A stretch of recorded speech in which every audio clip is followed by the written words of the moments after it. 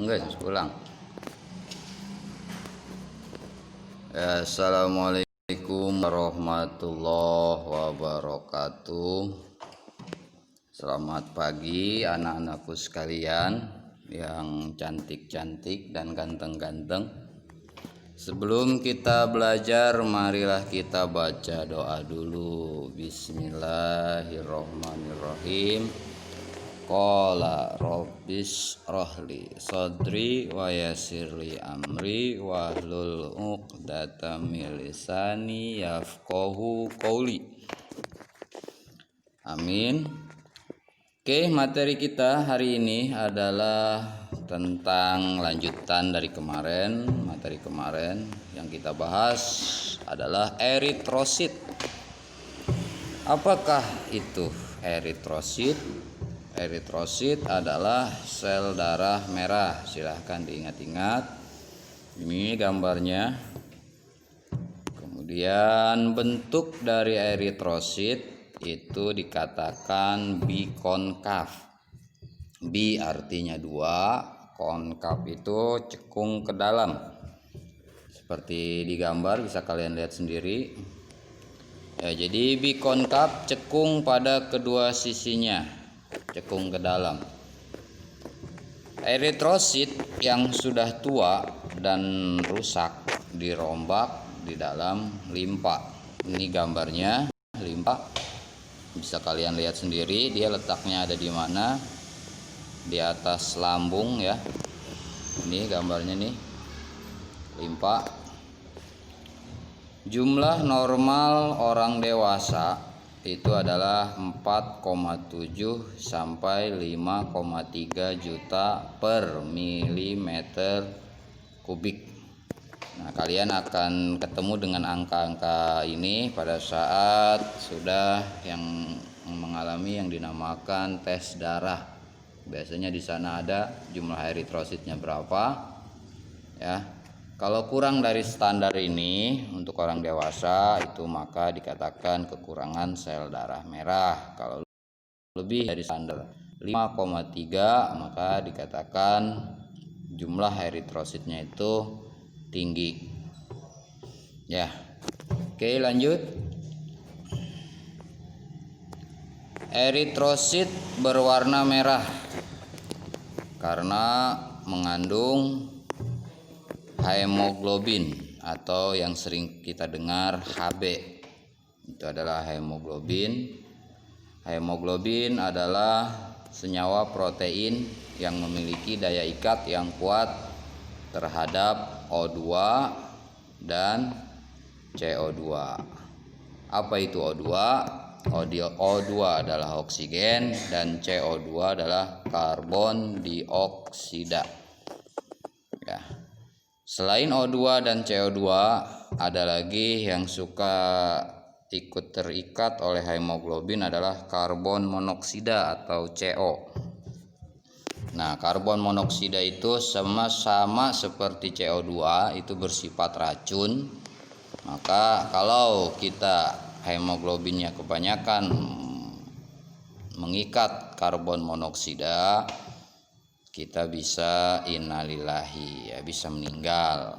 Hal itu terjadi apabila di ruangan yang tertutup kemudian dipasang AC, kemudian pembuangan AC-nya itu masuk lagi ya ke selang masuk AC-nya. Nah, itu nanti udara yang masuk ke dalam ruangan adalah udara buangan, bisa CO2 bisa karbon monoksida. Nah, itu biasanya pernah kejadian di gedung mana tuh, BRI, gedung bank. Itu kejadian pagi-pagi diketemukan petugas yang menginap di gedung tersebut meninggal dunia, diketemukan dan dicurigai karena keracunan karbon monoksida. Jadi itu lumayan ada resikonya juga ya. Kemudian mobil juga ya, mobil terparkir tapi mesin dalam keadaan hidup, AC-nya hidup. Nah, itu juga beresiko karbon monoksida atau karbon dioksidanya, pembuangan dari knalpot itu bahaya kalau masuk lagi ke dalam mobil. Nah, itu nanti bisa keracunan karbon monoksida atau karbon dioksida ya. Alhamdulillahnya kita belum punya mobil. Oke, lanjut. Sehingga eritrosit berperan mengangkut O2 atau oksigen dari paru-paru ke seluruh tubuh, kemudian mengangkut CO2 dari sisa metabolisme di dalam sel, hasil dari metabolisme sel-sel tubuh itu dibawa ke paru-paru untuk dibuang melalui hidung. Eritrosit dibentuk dari sumsum merah tulang pada tulang pipa ya, ini tulang pipa yang ada di paha kalian atau tulang lengan panjang kalian ya, lengan atas. Kemudian tulang pipih itu adanya di tulang belikat, ada di belakang punggung. Pada saat apa ini?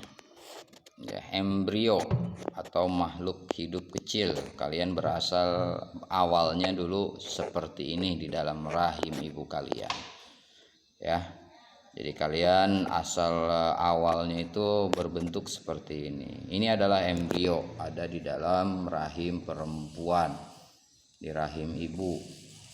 Nah, pada saat kalian masih seperti itu, eritrositnya itu dibentuk di organ hati ya, organ hati yang baru terbentuk.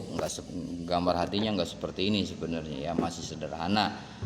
Cuman eritrositnya atau sel darah merahnya dibentuk di sana dan di organ limpa. Eritrosit berumur 120 hari. Kalau kita hitung per bulan itu adalah 4 bulan ya, 4 bulan kemudian rusak ya. Itulah kenapa dalam agama kita juga dibahas pada saat seorang perempuan yang sudah bersuami kemudian suaminya meninggal. Nah, itu ada yang namanya masa idah, masa tunggu. Tidak boleh menikah lagi kalau belum mencapai dari meninggalnya suami itu belum mencapai 4 bulan 10 hari. Nah, 4 bulan 10 hari itu berpatokan ternyata ya, ngambil dasarnya itu dari ngambil umur sel darah merah gitu ya. Makanya orang muslim itu cukup bagus dalam pengaturan kehidupannya, khususnya di kehidupan rumah tangga. Ternyata anak perempuan itu nggak boleh ganti suami kalau belum melebihi masa idah, apalagi yang nggak punya suami Makanya kita selaku anak muda janganlah melanggar ya. Yang punya suami aja nggak boleh kawin lagi kalau 4 bulan belum mencapai 4 bulan 10 hari.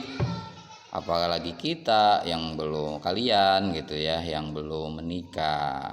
Jadi jangan sampai bersentuhan dengan laki-laki.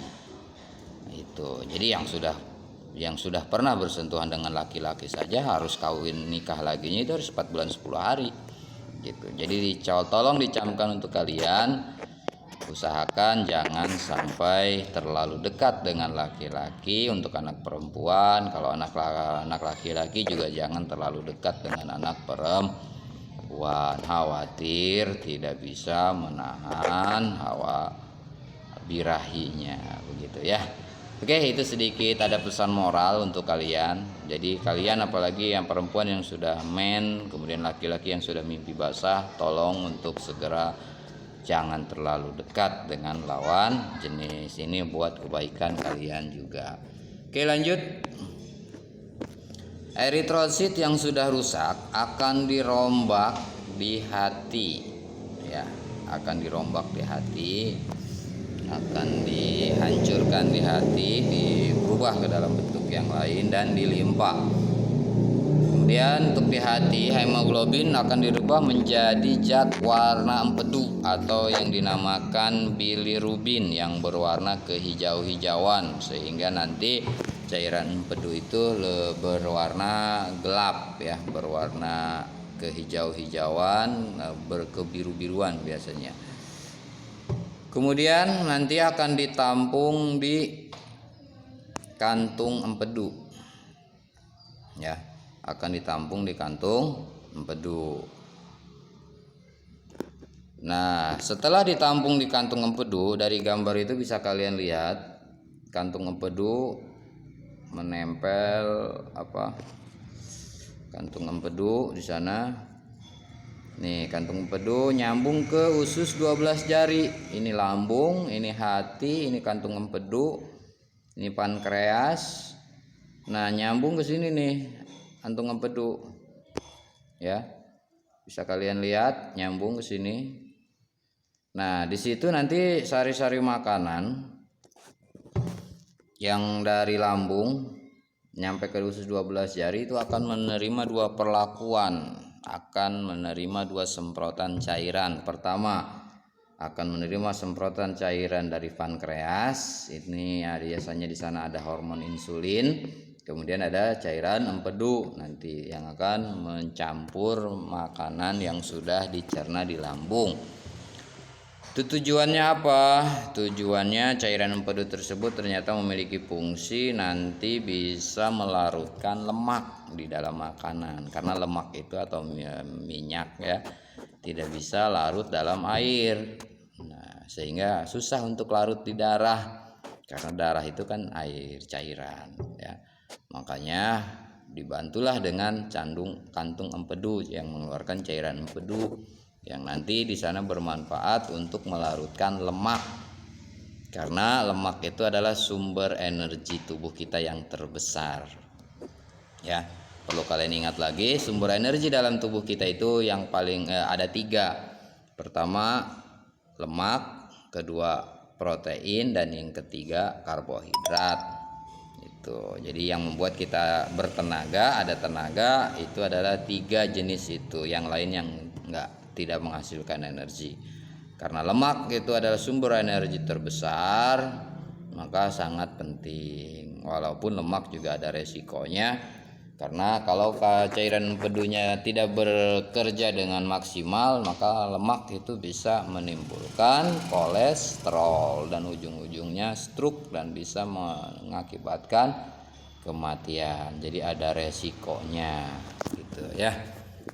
Oke. Makanya dianjurkan kalau kita mah orang muslim, kalau mau makan itu baca doa dulu, karena kita tidak tahu makanan udah nyampe ke perut itu mau digimanain. Makanya kita mah harus rajin-rajin baca doa sebelum makan dan sesudah makan. Oke, lanjut. Yang ketiga, sel darah putih atau dinamakan leukosit ya. Tadi ingat sel darah merah apa? Eritrosit. Sel darah putih leukosit. Yang pertama adalah serum darah. Oke, sel darah putih ini gambarnya. Leukosit tidak punya hemoglobin sehingga tidak berwarna. Leukosit berfungsi dalam pertahanan dan kekebalan tubuh dari serangan penyakit atau mikroorganisme kecil atau zat asing yang masuk ke dalam tubuh. Bentuk leukosit tidak tetap karena bersifat pertama amuboid. Kalau kalian di SD-nya pernah belajar biologi kemudian membahas tentang amuba, kalian pasti tahu apa itu amuba. Ya kan? Kalau di sini sih bukan amuba tapi sel darah putih, karena bergeraknya seperti amuba ke segala arah dan tidak memiliki alat gerak seperti cambuk atau bulu, maka dinamakan amuboid gitu ya. Jadi amoeboid tersebut bergerak bebas, bisa ke atas, ke bawah, ke pinggir, ya serong dan sebagainya, bergerak bebas tanpa alat gerak. Nah ini contoh pergerakan dari sel darah putih, dilihat di sana, dia mengejar zat asing di dalam darah kalian tuh, ya dikejar-kejar, dimakan, ya dimasukkan ke dalam tubuhnya, nanti dicerna oleh sel darah putih. Itu ya, kalian bisa lihat ininya, gambarnya tuh, ya dikejar, lihat ya, zat asing dikejar, set, dimakan. Oke, selesai. Itulah maksud dari amoeboid pada leukosit atau pada sel darah putih.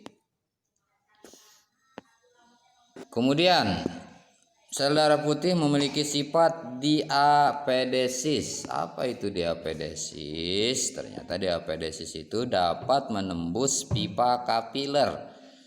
Kalian tahu pipa apa? Ya, pipa mah sesuatu yang berbentuk bulat panjang. Nah, kapiler itu artinya sangat kecil diameternya. Bisa kalian bayangkan seperti benang. Benang ibaratkan selang kecil. Ya kan, kecil kan benang. Kemudian di dalam benang, kalau kalian gambarkan benang itu adalah sebuah pipa, selang. Nah, dalamnya itu ada lubangnya. Karena lubangnya itu lebih kecil dari tetesan air. Tetesan air, kalian pernah lihat tetesan air segede apa? Nah, kalau ada lubang yang lebih kecil dari tetesan air, itulah yang dinamakan pipa kapiler. Oke, paham ya? Jumlah normal orang dewasa adalah 4.000 sampai 10.000 per meter pangkat 3 atau per meter kubik. Nah, angka ini boleh kalian hafal.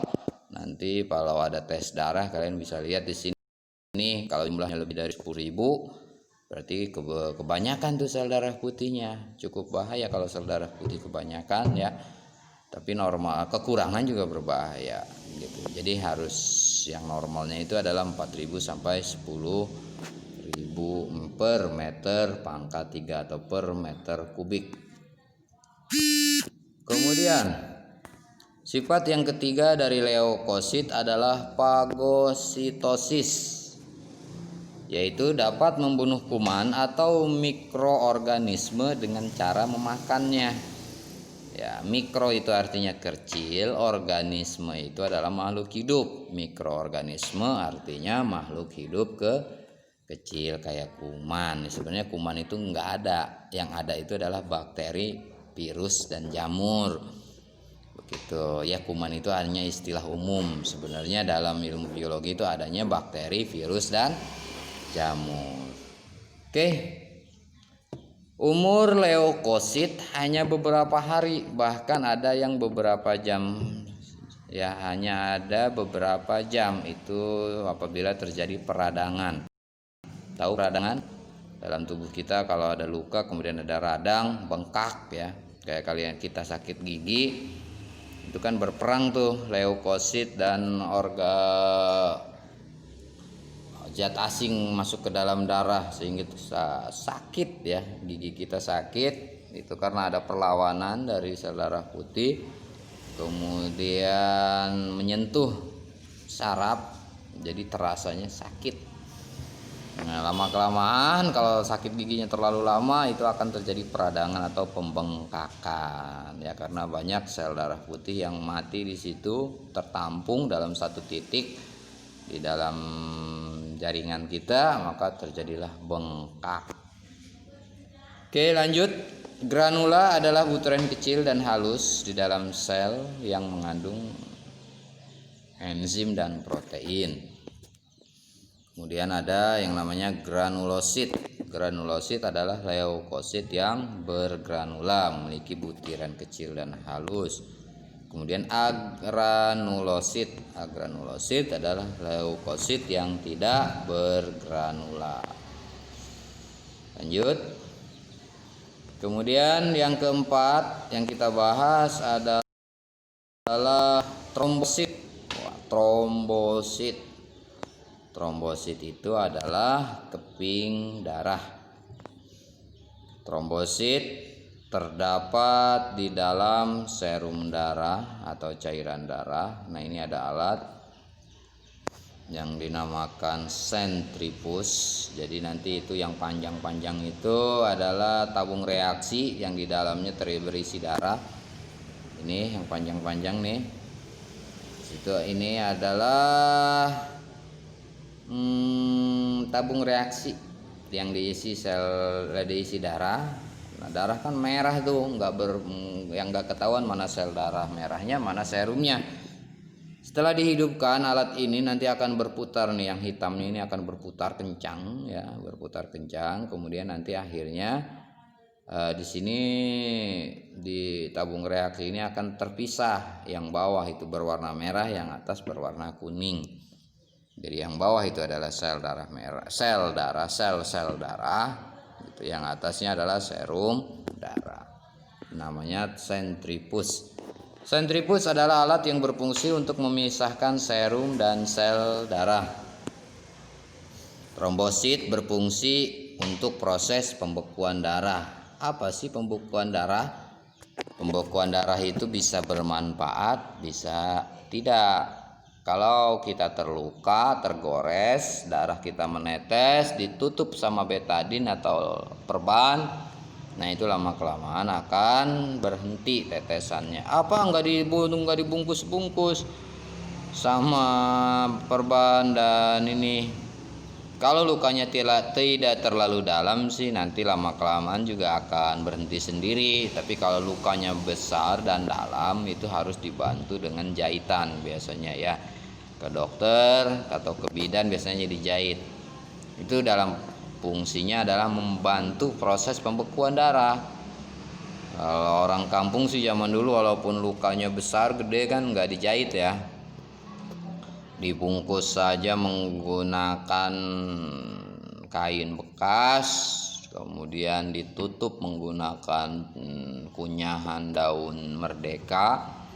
Ada yang pakai daun, ada yang pakai dibungkusnya pakai bahasa kampungnya ramat ya, ramat yang ada di dapur, atau apa ya itu, ramat itu bahasa Indonesianya apa sih, serhat, jaring laba-laba ya.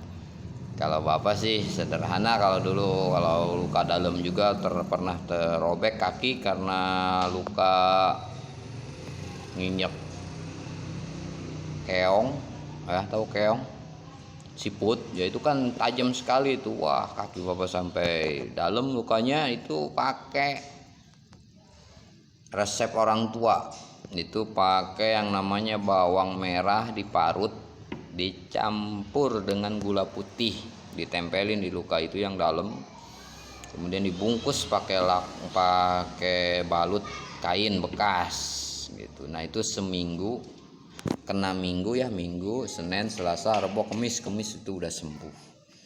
Begitu kalau zaman dulu. Kalau sekarang mah simpel saja, bawa ke dokter, dijahit, dikasih obat, nah beres. Kalau sekarang mah ini mah kalau lagi di jauh, gimana jauh nggak bawa P3K, nah itu banyak tuh obatnya, obat kampung. Yang penting ada kain, ada daun merdeka, atau ada bawang merah dan gula putih, itu bisa insya Allah sembuh. Gitu menurut pengalaman ya. Itu tujuannya untuk membantu proses pembekuan darah. Ada lagi pembekuan darah yang tidak menguntungkan pada saat kita ting-bating, naudzubillah min dzalik, terjadi kecelakaan, terjadi benturan keras ya pada tangan atau kaki kita atau badan kita. Nah itu juga bisa mengalami proses pembekuan darah karena trombosit, karena benturan pecah ya kan. Jadi terbentuklah pembekuan darah, sehingga darah kita nanti akan ada yang namanya badan kita yang terbentur itu berwarna biru. Nah itu sebenarnya sih harusnya dibuang kalau dokter itu dibuang. Tapi kalau kita diemin juga lama kelamaan sih hilang sendiri. Cuma kalau yang terlalu parah kadang harus sampai dibuang, itu darah bekunya itu harus sampai dibuang, harus disayat, dibuang gitu ya, karena terlalu banyak atau terlalu parah benturannya. Oke, lanjut. Jumlah trombosit adalah 300.000 per meter pangkat 3. Trombosit dibentuk dari sum-sum tulang dan dapat hidup selama 8 hari. Jadi hidupnya 8 hari, maka orang kena luka kemudian udah dijahit, udah rapi, diperban, makanya biasanya seminggu pun sudah sembuh. Karena trombosit pun nanti untuk trombosit juga itu hidupnya cuma 8 hari. Cuma 8 hari di dalam tubuh kalian. Kalau udah 8 hari ntar ganti lagi yang baru gitu. Regenerasinya 8 hari gitu. Nanti ada lagi yang baru gitu ya. Oke. Bentuk trombosit bulat atau lonjong dan tidak berinti. Dia tidak memiliki inti sel. Oke, di sini ada proses pembekuan darah. Pertama adalah terjadi luka, ya kan, tergores kulit kita, luka darah. Ya, kemudian kalau terjadi luka, nanti trombosit itu akan pecah, ya. Trombosit pecah. Tapi yang jadi bahaya itu adalah kalau alat goresnya itu terlalu licin, terlalu tajam, kayak samurai dan sebagainya. Aduh, bahaya itu. Karena kadang trombosit tidak pecah oleh logam-logam yang terlalu mulus, terlalu tajam. Itu makanya lukanya juga harus dibantu ditutup oleh perban biar darahnya tidak keluar banyak. Kalau luka-luka biasa sih ya, itu biasanya trombosit mudah pecah, kemudian mengeluarkan nanti dia trombokinase, ya, trombokinase. Kemudian protrombin yang ada di dalam serum darah nanti dengan bantuan trombokinase dan dibantu oleh kalsium Ca2+. Ya, kalsium itu ion kalsium itu berasal dari makanan yang mengandung kalsium itu seperti susu. Jadi kita penting minum susu ya. Kemudian kalsium juga tidak akan menjadi kalsium kalau belum dijemur oleh sinar matahari pagi. Makanya makan susu, kedelai, tempe itu penting, dan berjemur pagi juga penting supaya kandungan prokalsiumnya itu menjadi kalsium gitu ya. Dan vitamin K. Vitamin K itu nggak dijual. Vitamin K itu adanya di tubuh kita, langsung diproses, dibuatnya di situ pada bagian rektum. Nah, apa itu rektum? Rektum itu adalah ujung dari usus besar. Jadi vitamin K dibuatnya di situ, di rektum, ujung dari usus besar. Di sana tempat penampungan tinja atau sebelum dibuang pagi-pagi itu ke empang atau ke septic tank sebelum dibuang. Dia di sana ada bakteri yang membusukkan sisa tinja, itu namanya E. coli. Nah, dengan bantuan bakteri itu, jadi tinja akan membusuk dan hasil buangannya itu menghasilkan vitamin K. Gitu. Jadi dalam tubuh kita ada bakteri yang bermanfaat, E. coli, tapi kalau kebanyakan mah tetap aja nggak bermanfaat. Kalau jumlahnya pas, itu bagus, dia bisa menghasilkan vitamin K. Vitamin K nanti diserap lagi oleh dinding usus rektum dan masuk ke dalam darah. Nah, sehingga darah kita mengandung vitamin K. Nah, ternyata vitamin K itu bermanfaat pada saat proses pembekuan darah. Oke, nanti protrombin dibantu oleh trombokinase dan Ca2+ dan vitamin K akan berubah menjadi trombin. Kemudian di dalam serum juga ada yang namanya fibrinogen. Fibrinogen tidak akan aktif kalau belum dibantu oleh trombin. Nah, nanti trombin akan membantu fibrinogen menjadi fibrin. Fibrin itu apa? Fibrin itu adalah selaput darah beku. Jadi serabut darah beku. Jadi kalau dilihat di mikroskop itu hanya seperti benang-benang halus, ya, seperti benang-benang halus, dan itu nanti akan membuat luka kita akan tertutup. Apalagi perempuan yang sering mengalami menstruasi atau keluar darah di kemaluannya, itu rutin biasanya tiap minggu, maka proses pembekuan darah itu sangat penting sekali. Ya, kuasa ilahi juga. Ada yang jenis penyakit pada laki-laki itu kalau nggak salah apa ya, hemofili, penyakit darah yang tidak bisa membeku, sehingga kalau orang ting bating, naudzubillah min dzalik, kalau kena penyakit itu darahnya tidak bisa berhenti menetes, bisa sampai habis. Nah itu harus ke dokter ya, ke dokter yang bisa ngobatin. Dan alhamdulillahnya penyakit itu jarang terjadi pada perempuan, biasanya seringnya terjadi pada laki-laki. Kuasa ilahi itu ya, karena perempuan mah setiap bulan itu ya ada yang namanya keluar darah men. Oke, itu saja materi yang bisa Bapak sampaikan. Kita ketemu lagi di materi selanjutnya. Untuk hari ini dicukupkan dulu. Assalamualaikum warahmatullahi wabarakatuh.